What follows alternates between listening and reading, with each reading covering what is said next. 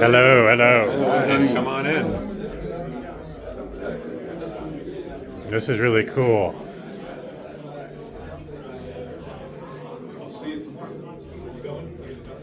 No, I'll stay until he left. Stay a little bit. Just go to the toilet. Cortez, yeah. Shindo. Wow. Okay, now we're talking. Yeah. So, you don't often see it at shows. I don't really ever bring it. I did in 2005 and 2006 at Okay. CES, and I haven't brought it since. Okay, yeah. I just always feel like the show environment can't really show what's special about it. Mm-hmm. Maybe I'm wrong. I'm just very protective of it, its reputation. It wasn't Art Dudley a big fan? Yes. Yes. Bought a lot of it from me over the years. Is that right? Okay. What turntable is this? That's a JC Verdier. Okay.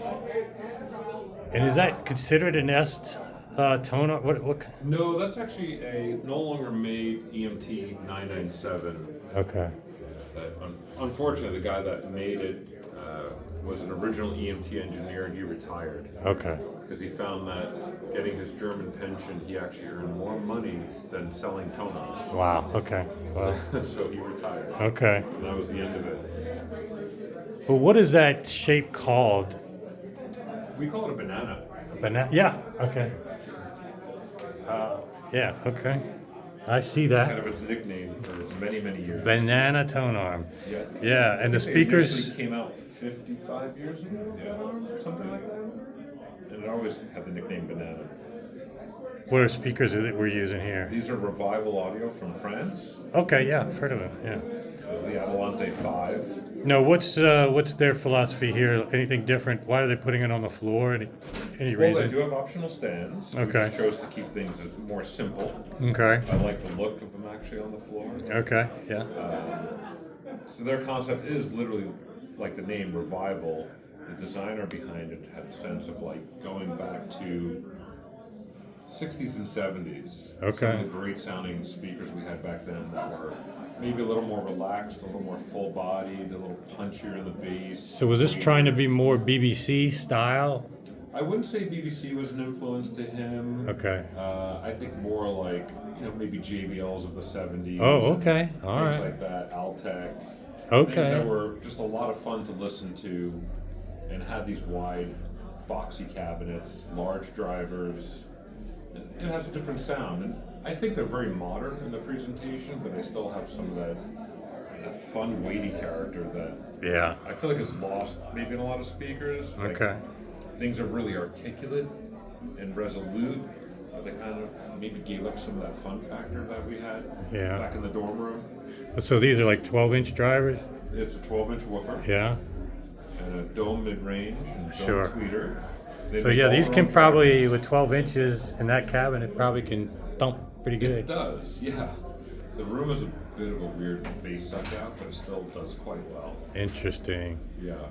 And I find they're particularly easy to set up. For whatever reason, you plop them down with the idea that I'll get the tape measure out, start moving them around, Right. start to play music, and you're like, they're already there. Yeah, You okay. can make them better, but they're pretty good. Wouldn't you say, Matt? I would say that, the speaker also comes with a port plug, so if you need to set the speaker up in a room that needs that sort of less bass reinforcement or less bass output, you can do that. Okay. So they're pretty easy to set up in that regard. The stand's optional if you have a high couch, your ear level's very high, you wanted to raise them up. Okay. The stand gives them a little bit of a different sound. Different I'd say. Yeah. quality Of course, yeah. More A little bit articulate. more solid bass and Yeah. a little bit bigger bass. A bigger bass off the floor? Yes. Oh, okay. Interesting. Because that's almost like subs on the Boundary floor. reinforcement, yeah. Right. But the cabinet is more, yeah, it's more like tuned like, I guess, the Alltac Lansings and all those, yeah. Instead of being constrained layer damp. Yes, Super okay. braced.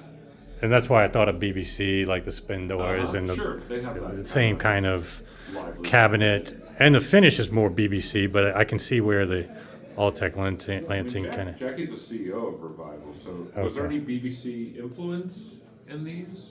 Do you know? You mean BBC friends? No, the BBC, British, The British, like yeah. the Spendor, the Harbit, Well, it's more like ATC style. ATC, right? yes, with that It's driver, ATC yes. style. That is the same. That, Yeah. When we started for yeah. the very first product, I think we respect all the retro style. ATC You kind of style. combine. It almost looked like cabinets, kind of Spendorish thickness Yeah, and spend the Harbit, but then the Yeah, driver is an ATC. ATC, and then you got your own. BBC, Little, it's very rare you have this kind of models in the market. Yes. And we know it's going to be popular, so that's why we started with this. and what is the price on this?